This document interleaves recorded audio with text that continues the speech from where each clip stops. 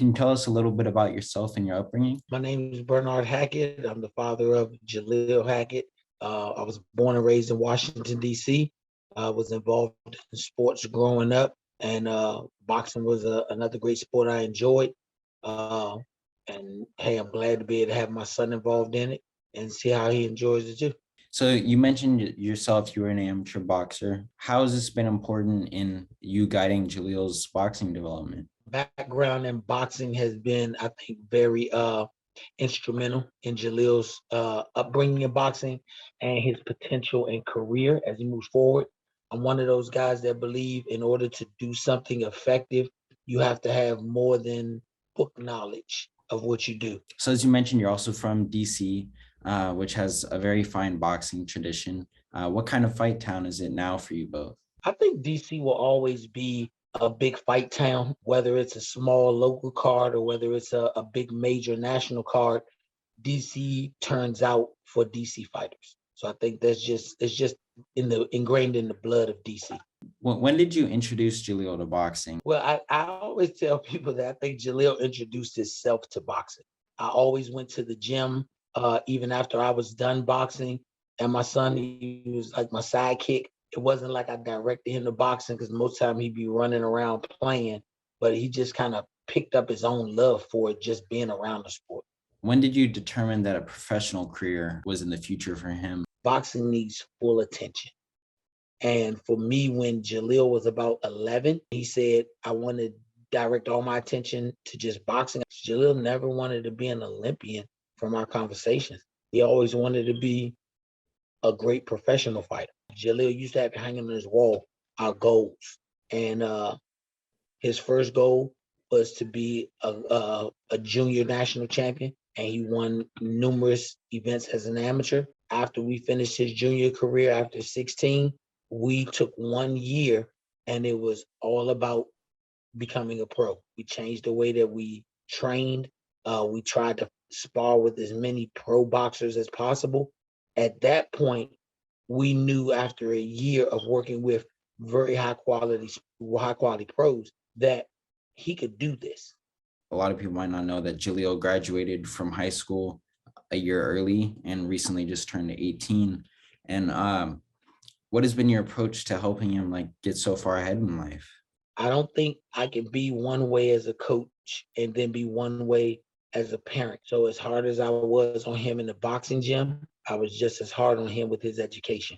When you're 5 years old, you initially start school. From the age of 5 until you complete the 12th grade, this is your job. So I keep the same concept that I do with boxing as I also did with education of my kids. And it's been proven to work. What advice do you give him day to day to keep him focused? Be your own man. That's the number one thing. You have to set your goals according to your life, not according to another person's life. You can't say how everything is going to turn out, but you can always say, God willing, no unforeseen occurrences happen. If I work hard, I can do X, Y, and Z. And I think that's the biggest thing that I bring to Jaleel about setting goals and sticking to the path that gets you to those goals. In June, Jaleel won his first professional fight on the Mayweather Paul undercard against Angelo Diaz via KO in the first round. How did you prepare him for this fight? Once again, for me, I don't think luck gets you where you want to be. I think it's the hard work and the planning that gets you where you want to be. If he still has it hanging on his wall, the goals that he wrote on there, they didn't come when he decided he wants to be a pro.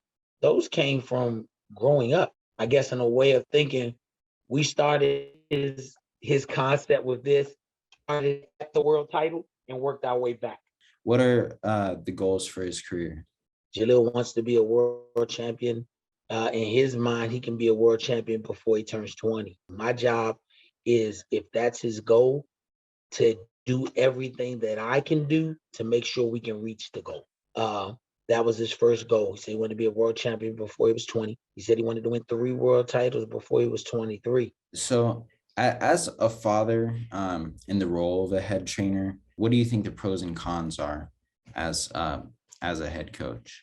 I think sometimes the pros and cons has a lot to do with separating the roles. You know, I learned early in this sport watching other coaches who are the father-son combinations how we have to separate. When it's time for me to be the coach, I'm the coach. When it's time for me to be the dad, I'm the dad. So do you have any shout outs? Yeah. I like to think, like I said, my wife, Teresa Hackett, my other kids, my grandkids, they like for their sacrifices. But the one shout that I definitely want to give is to Coach Calvin Ford. Uh, before they signed my son Jaleel, Leonard Ellerby gave Calvin a call and said, "Hey, I got a young kid that you know that's ready to make that jump, and we want to know, what do you think?" And Calvin could have said no, but he said, "Hey, send him down." And Jaleel went into camp and was able to spar with Javante, and Kenny and Calvin both gave him big thumbs up. Because of that, we got to go to camp with Cuba, Luis Aries, and help him when he was getting ready for the Jerry Hurd fight. Those are valuable experiences that I want to thank those guys for because they could have easily said no. Do you have anything else you'd like to share or anything that you'd like to talk about that hasn't been asked? No, I think you covered it all. Like I said, I'm thankful to Mayweather Promotions for bringing my son on board. He's where he wants to be. I didn't make the decision for him like some other young fighters' dads might have done. This was my son's decision. Being with the money team at that level, my son looks forward to having a great career with them, signing with for multiple times. I think when you have a great mentor, there's no need to be in a rush to do it on your own when they're guiding you in a great way. Again, I think I speak for everybody when we say we're extremely excited to watch the continued development that you guys have. But I think that's all of the questions that I have for you. And it's been wonderful talking to you, Bernard.